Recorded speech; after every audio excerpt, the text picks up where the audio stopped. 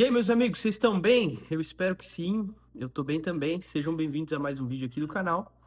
E hoje tô gravando esse vídeo um pouco atrasado, para ser sincero. Queria ter feito esse vídeo antes, porque dia 31 de outubro é uma data muito importante pra gente. É a data em que a gente celebra a Reforma Protestante. Mais especificamente, esse ano a gente está celebrando 507 anos de Reforma e é uma data muito importante para nós cristãos protestantes, né, como nós nos chamamos, que basicamente cremos que a palavra de Deus é a autoridade suprema entre nós, né? E a Reforma Protestante marca muito isso. E eu queria ter gravado esse vídeo antes, obviamente, porque o dia 31 já passou, né? Tô gravando depois. E, e é uma data que, para mim, é muito importante. É óbvio que não para mim só, né? Para a igreja como um todo, mas é uma data que é muito significativa para mim, particularmente, porque eu acho que me marcou muito. Uma das primeiras coisas que eu me interessei muito quando comecei a estudar mais sobre a palavra de Deus, e mais teologia especificamente, foi saber mais sobre a Reforma Protestante. Foi algo que me marcou muito, né? Eu acho que foi ali que eu comecei a olhar para a história da igreja e comecei a ver alguns homens que começaram a aparecer para mim como figuras de heróis mesmo, sabe? A gente cresce assistindo desenho animado e vendo super-heróis com superpoderes e tal. E para mim, quando eu comecei a aprender quem era Lutero, quem era Calvino e Zwingli, até que é um menos conhecido que os dois, né? Eu comecei a aprender sobre como esses homens foram importantes para a gente chegar até onde a gente está e mais ainda, né? Alguns heróis menos famosos, né? Tipo um herói menos famoso aí, sei lá. Fala um herói menos famoso aí, Vitor. Nossa. Gavião Arqueiro. É Gavião Arqueiro o nome dele? Ah, eu pensei que você estava falando Heróis da Fé. Não, um herói. Herói menos famoso é o Homem-Formiga. O Homem-Formiga é melhor, né? Ninguém vai assistir Vingadores querendo ver o Homem-Formiga, né? Entendeu? Então, na Reforma também tem uns heróis menos famosos, né? Quando fala de Reforma, todo mundo pensa em Lutero. Ninguém pensa muito em John Hus, que veio antes de Lutero, por exemplo. Se bem que esse também ficou bem famoso depois, né? Ou John Wycliffe também, que são homens também importantes para a Reforma. E aí, quando eu fui estudando mais também, eu fui descobrindo que esses homens não eram tão heróis assim, né? Que eles também tinham seus problemas. E assim é toda a narrativa bíblica, né? Os homens e mulheres de Deus que o Senhor usa, eles estão longe de serem perfeitos, né? Quando você começa a encarar a narrativa bíblica, você encontra isso. Quando você vai estudar a história da igreja, não é diferente. Mas tem uma coisa que é muito importante. E se você parar para pensar, o que marca a reforma protestante é o que marca toda a narrativa bíblica. E é por isso que eu estou fazendo esse vídeo para lembrar que a gente precisa de mais reforma. A gente está vivendo numa época em que não é diferente dessas outras épocas, nós precisamos de reforma. Quando nós precisamos de reforma? Precisamos de reforma sempre que os homens começam a achar que a palavra deles vale mais do que a palavra de Deus, né? E eu sei que hoje, dentro do meio protestante, evangélico, por assim dizer, né? Dificilmente você vai ver alguém com um microfone na mão, num culto de domingo, gritando que a palavra dele vale mais que a palavra de Deus, né? Esse homem não vai ter tantos seguidores falando explicitamente dessa forma. Mas, aqui que vem o ponto, né? Conforme algumas pessoas vão fazendo as coisas, liderando a forma de fazer, vai se subentendendo que você não precisa ter tanto contato assim com a palavra de Deus se você estiver perto desse homem, dessa mulher. E isso não é diferente do que estava acontecendo com a igreja antes da Reforma Protestante, né? Antes da Reforma Protestante, as pessoas estavam interessadas no que o Papa tinha a dizer, no que as pessoas mais santas, mais chegadas à palavra de Deus tinham a dizer. Afinal, eles é quem detinham o que Deus falou. Então, é como um tipo de telefone sem fio, sabe? Você não tem acesso à informação original, mas você tem acesso a alguém que tem a informação original. E o que esse alguém fala é o que torna verdade para você. E era o que vinha acontecendo, e é o que acontece hoje, meus irmãos. E é o que aconteceu ao longo de toda a narrativa bíblica.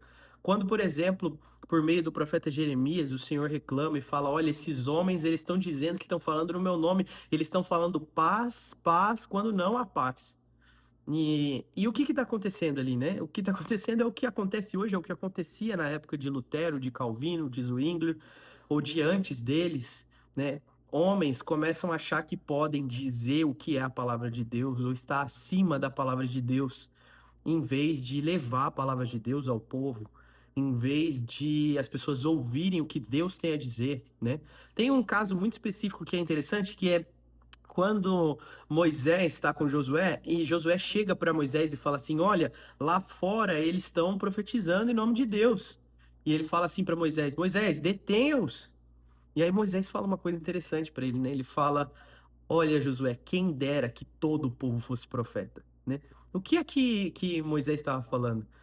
Ele está falando o que está no coração de Deus, né? Que todo o povo tenha relacionamento com a palavra de Deus, que todo o povo saiba o que Deus tem a dizer. E para pensar hoje, o que se tornou a figura de um profeta para a maioria das pessoas? Alguém que fala com Deus mais do que eu posso falar. E aí as pessoas elas estão dispostas a pagar, a dar o dinheiro delas, o tempo delas, os recursos delas para homens e mulheres que se dizem mais próximos de Deus, em vez de pegar o que há de mais próximo, entre aspas, né? Ou o que há de mais puro, que é a palavra de Deus, né? A palavra do próprio Deus. Você quer ver a coisa mais profética que existe é a Bíblia, meus amigos, não é? Então, como nós vivemos num tempo em que as pessoas ainda não valorizam a palavra de Deus como deveriam, como nós vivemos num tempo em que as pessoas ainda não leem a Bíblia como deveriam, não têm relacionamento com as Escrituras como deveriam, nós precisamos de mais reforma. Nós precisamos que o Senhor levante homens, mulheres de Deus que vão à frente do povo, não para falar seus próprios pensamentos, suas próprias convicções, ou pior, as convicções do que as pessoas querem ouvir, do que elas estão interessadas em saber, mas homens e mulheres de Deus que vão à frente para falar da palavra de Deus, não é? O que é mais importante, meus irmãos, porque é que nós estamos dando mais crédito para pessoas só porque elas têm um bom nome, porque elas são famosas, porque elas têm dinheiro, ou então porque elas têm um estilo de vida que é atraente, né? Nós estamos precisando de reforma, meus irmãos. Estamos precisando de reforma, porque as pessoas não estão mais apaixonadas pela palavra de Deus, elas estão apaixonadas pela pregação de um youtuber famoso, de um pregador conhecido, que tem uma palavra que elas julgam ser poderosa. Nós precisamos de reforma, né, irmãos? Então, eu vejo que esse ciclo acaba se repetindo, é o ciclo que acontecia na narrativa bíblica. O povo não está interessado em ouvir a Deus, eles querem alguém que ouça a Deus para que eles possam se relacionar com esse alguém, não com Deus. E hoje é o que acontece também. E aí, o problema é que esse ciclo, né, esse tipo de relacionamento ah, que é, como se diz, é danoso, que não é saudável, ele é perigoso porque o que vai acontecer no final das contas é que ele parece vantajoso para quem quer ter relacionamento com esse homem, com essa mulher que se julga homem, mulher de Deus, e é vantajoso para quem também está se fazendo sacerdote, né, em meio do todo o povo. E Paulo vai falar para Timóteo assim: olha, só tem um mediador entre Deus e os homens, e é o homem Cristo Jesus, né? O homem Cristo Jesus, ele é o mediador. É por meio dele que nós temos paz com Deus. Hebreus fala que ele fez um novo e vivo caminho. Agora a gente pode chegar até o trono da graça de Deus. O que significa que nós fomos feitos sacerdotes. Todos nós, né? E essa é uma herança da reforma que foi proclamada, que a gente ainda não, assim, em geral, é claro que nem todos, a gente não pode generalizar, mas em geral, a gente como igreja ainda não assumiu esse posicionamento, né? Essa posição de sacerdote que nós somos. Pelo contrário, é mais confortável para nós olhar para um homem, chamar ele de sacerdote, querer se aproximar dele porque ele tem contato com Deus, né? Na ilusão e no desejo de ser abençoado, de ser próspero, de poder chegar em algum lugar só porque está perto desse homem, dessa mulher de Deus. Tô falando de maneira irônica, assim, né? As pessoas que estão proclamando isso e que estão propagando esse tipo de relacionamento fajuto não são de fato homens e mulheres de Deus, né? Homens e mulheres de Deus são aqueles que são amigos de Deus, tementes, que assim como Moisés podem olhar e falar: o meu desejo não é ser só eu, meu desejo é que todo o povo fale com Deus. Meu desejo é que todo o povo descubra que o Deus da montanha não é um Deus só de raios e trovões e fogo. Ele é sim, mas ele é um Deus de relacionamento, né?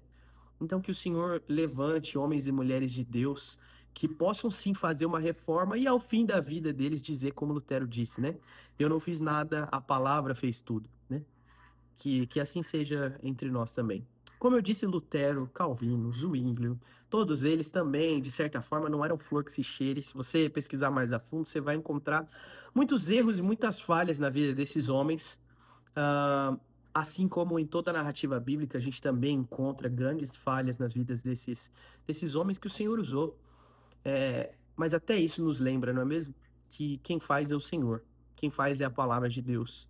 Não é sobre as habilidades de um homem, de uma mulher, não é sobre as habilidades de um pregador, de um cantor, é sobre a palavra de Deus. Nós não fazemos nada, a palavra faz tudo. Por isso, né, o que há de mais valioso do que a palavra de Deus, que nos revela o Filho, que nos revela o Pai, que nos revela o Espírito Santo? Não tem nada de mais valioso, né? O que a gente pode falar, fazer, que é mais valioso do que a palavra de Deus? Por isso, meus amigos, quero lembrar vocês, né? Nesses dias pós-reforma, não soltei o vídeo quando eu queria, que era no dia da reforma, mas não posso deixar de falar. Quero lembrar vocês de amar a palavra de Deus. Não deixem de ler a Bíblia, não deixem de estudar a palavra de Deus, não deixem de se aprofundar e orar as Escrituras. Se aprofunde, porque não tem nada mais precioso que isso, né? O Senhor Jesus nos alertou e disse: Olha, vocês vão ver tudo passar, mas tem uma coisa que não vai passar, as minhas palavras. Então nós precisamos meditar nisso. Nós precisamos de reforma, sempre que os homens acharem que podem falar mais alto que a palavra de Deus. Bom, espero que você tenha gostado desse vídeo. Se você gostou, dá um like. Se você não gostou, dá um like. Fica pensando porque você não gostou também, mas dá um like aí. Comenta alguma coisa aí embaixo e principal de tudo, né? Principalmente nesse começo do canal aqui, o que você pode fazer de mais importante é compartilhar esse vídeo. Pega o link e manda para alguém, cara. Isso vai ajudar demais. Se você não é inscrito, se inscreve no canal. Tá saindo vídeo aí toda semana. É isso. Fique com Deus e até mais.